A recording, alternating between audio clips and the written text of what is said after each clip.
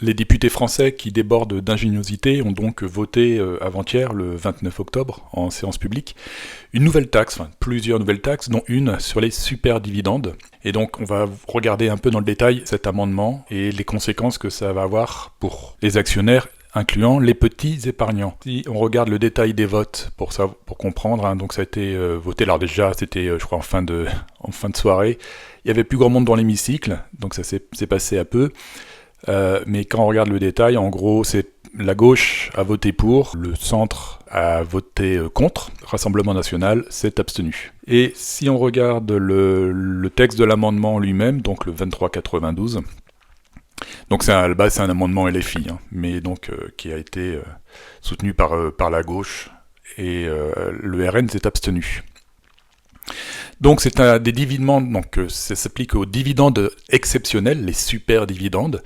Donc une taxe additionnelle pour les sociétés qui ont un chiffre d'affaires supérieur à 750 millions d'euros. Donc en gros, c'est toutes les sociétés du CAC 40 et même au-delà. Donc c'est une taxe qui s'applique lorsque les dividendes versés par une société lors de l'exercice est supérieur ou égal à 1,25 fois, donc 25% supérieur à la moyenne des dividendes versés lors des exercices 2017, 18 et 19. Et cette taxe, donc ça s'applique sur la part des dividendes au-delà de ce 1,25 fois, et avec des taux qui sont donc 20% pour la fraction entre 1,25 fois et 1,5 fois, 25% jusqu'à 1,75 et 33% au-delà de 1,75. Donc il s'agit encore donc d'une taxe sur les dividendes.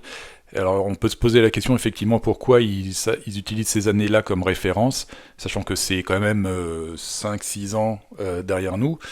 Et forcément, 25, la question c'est est-ce que en 6 ans, les dividendes ont augmenté de 25%? Globalement, ça voudrait dire une croissance de 4% donc sur 6 ans, en moyenne, à peu près. Alors je fais un petit tableau pour illustrer ce texte de loi et voir les conséquences que ça pourrait avoir. Alors j'ai pris quelques actions, quelques titres un peu au hasard, il n'y a pas de... C'est pas un choix délibéré, il n'y a pas de malice derrière cette liste-là, donc j'en ai pris 7 comme exemple. Alors bien entendu, ces chiffres je les ai récupérés, donc vous avez les sources ici, mais j'ai pu me tromper, il peut y avoir des erreurs ou des omissions, donc je ne garantis pas la complète exactitude des résultats présentés, mais ça donne un ordre de grandeur des conséquences de cette loi sur les super dividendes. Et donc pour chacune de ces actions, j'ai renoté donc le dividende versé durant l'année 2000, donc 2017, 2018, 2019, puisque le texte de l'amendement parle bien des dividendes versés lors de l'exercice. Il ne parle pas des dividendes versés au titre de l'exercice, ce qui est différent, puisque en général, les dividendes au titre d'un exercice sont versés l'année d'après. Donc là, ce sont les dividendes versés en termes de date calendaire en 2017, 18, 19, incluant les acomptes. On fait la moyenne de ces 3 années. J'ai regardé le dividende versé en 2025, donc en général au titre de l'exercice 2024, et j'ai calculé donc le ratio d'écart entre les deux.